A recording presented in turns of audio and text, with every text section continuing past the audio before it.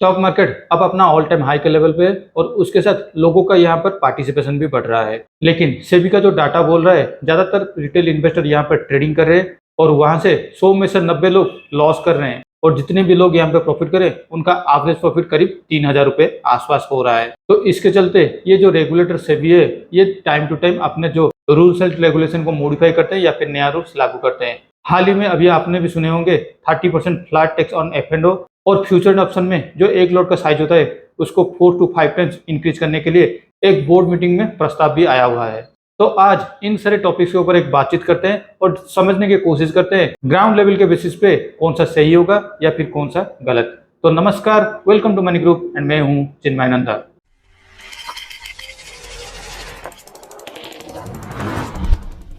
तो आज के इस वीडियो को हम लोग 3 पार्ट में डिवाइड करते हैं। पहले पार्ट में ये डिस्कशन करते हैं कि एट प्रेजेंट में क्या चल रहा है और दूसरे पार्ट में हम लोग ये डिस्कशन करेंगे तो अगर ये र्यूमर सच में इंप्लीमेंट हो जाता है तो उसका एक्शन और रिएक्शन क्या हो सकता है। और थर्ड पार्ट में मैं अपना कंक्लूजन बताऊंगा। इनकम टैक्स का कुछ रूल है जिसमें से एक रूल ये भी है कि अगर आप कुछ प्रॉफिट कमाने के चलते कोई भी काम करते हैं उसको आप income from business and profession के अंदर ले सकते हैं। इनकम टैक्स के हिसाब से ये जो शेयर होते हैं ये एक एसेट है, जिस तरह से आपका घर एक एसेट होता है। आप शेयर को परचेज करके रखते हैं और आने वाले कुछ टाइम के बाद अगर आपको एक ग्रोथ मिलता है तो उसको आप सेल करते हैं, तो ये कैपिटल गेन के अंडर आता है। लेकिन यहाँ पर एक ट्विस्ट भी देखिए, जो रियल इस्टेट बिल्डर है वो लोग तो प्रॉफिट कमाने के चलते ही घर बनाते हैं और उसको बेचते हैं, तो उनका ये source of income capital gain में नहीं, बिजनेस एंड प्रोफेशन के अंदर आता है। तो ठीक उसी तरह अभी तक फ्यूचर एंड ऑप्शन में हम लोग जो प्रॉफिट एंड लॉस करते हैं वो भी आज तक बिजनेस एंड प्रोफेशन के अंदर आता था, जिसके अंदर आप अपने एक्सपेंसेस को भी क्लेम कर सकते थे,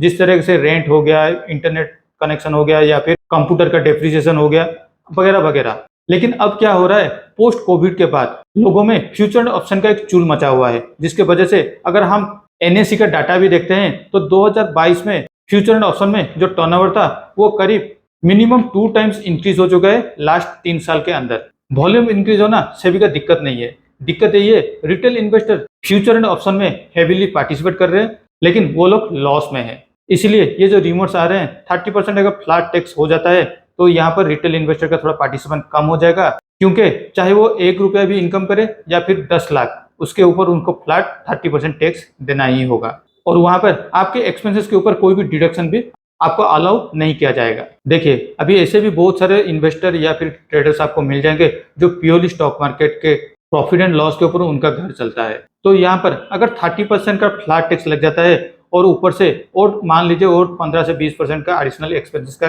आपका एक्सपेंसेस का कॉस्ट बन जाता है, तो यहाँ पर फ्लैट 50% आपका प्रॉफिट इरोड होने वाला है। इसके चलते मार्केट में थोड़ा ट्रांजैक्शन का वॉल्यूम तो कम हो जाएगा, लेकिन वाकई में क्या रिटेल ट्रेडर F&O से दूर रहेंगे? चाहे आप 30% का फ्लैट टैक्स बैठाइए या फिर एक लॉट का जो साइज होता है उसको आप 2 to 4 टाइम्स इंक्रीज कीजिए। आप एक एग्जांपल से ये समझ भी सकते हैं कि ये टॉपिक कितना डिबेटेबल हो सकता है। टोबैको कॉजेस कैंसर, ये हम लोग हमेशा सुनते आ रहे हैं, और सिगरेट हो गया या फिर कोई भी टोबैको रिलेटेड प्रोडक्ट में ये बड़े बड़े अक्षर में लिखा जाता है और गवर्नमेंट हर साल इन प्रोडक्ट के ऊपर एडिशनल टैक्स पे टैक्स बिठाते हैं ताकि इसका प्राइस और भी ज्यादा इंक्रीज हो जाए और लोग इसको छोड़ दें। लेकिन आप खुद ही जानते हैं क्या हाल है आज के टाइम पे। टोबैको एंड लिक्वर में हाई कॉस्ट के चलते लोकल मेड प्रोडक्ट यहाँ पर बेचे जाते हैं जो कि और भी ज्यादा डेंजरस है। तो ठीक उसे रिटेल ट्रेडर्स को जब सोशल मीडिया पे बार बार ये दिखाया जाता है कि F&O से इतना इनकम हो पा रहा है, इतना इनकम हो पा रहा है, और उनको साइकोलॉजिकली ऐसे पुश किया जाता है कि F&O से ही पैसा बनता है,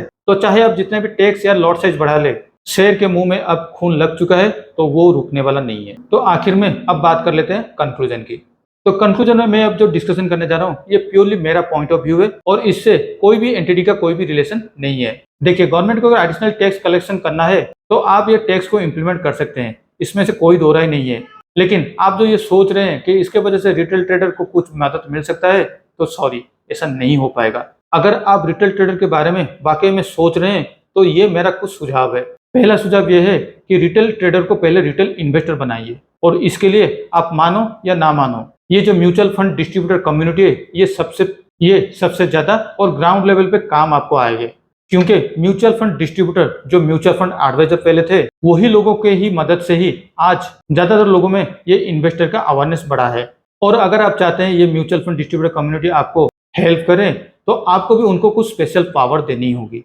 जिस तरीके से वो लोग खुल के ये बात कर सकते हैं कि ट्रेडिंग और इन्वेस्टमेंट में क्या डिफरेंस है, म्यूचुअल फंड क्यों ज़्यादा और भी ज़्यादा सही है, और लोगों के फाइनेंशियल प्लान या फाइनेंशियल गोल एनालिसिस में थोड़ा मदद कर सकें, ताकि रिटेल लोगों को एक्चुअल में एक नॉलेज आ पाए कि कितना रिस्क टू रिवार्ड लेनी चाहिए। और दूसरा सुझाव, जिस तरह से कि एनएसएम सर्टिफिकेट की जरूरत होता है किसी भी बंदे को, अगर वो ब्रोकर के टर्मिनल के ऊपर बैठता है और क्लाइंट का ऑर्डर टर्मिनल पे एग्जीक्यूट करता है, तो ठीक उसी तरह जो भी बंदा फ्यूचर एंड ऑप्शन में ट्रेड करना चाहता है या फिर इन्वेस्टमेंट करना चाहता है, जो भी आप इसको बोल सकते हैं, उसके लिए भी एक मिनिमम क्वालिफिकेशन होना चाहिए। बस सिर्फ 6 मंथ का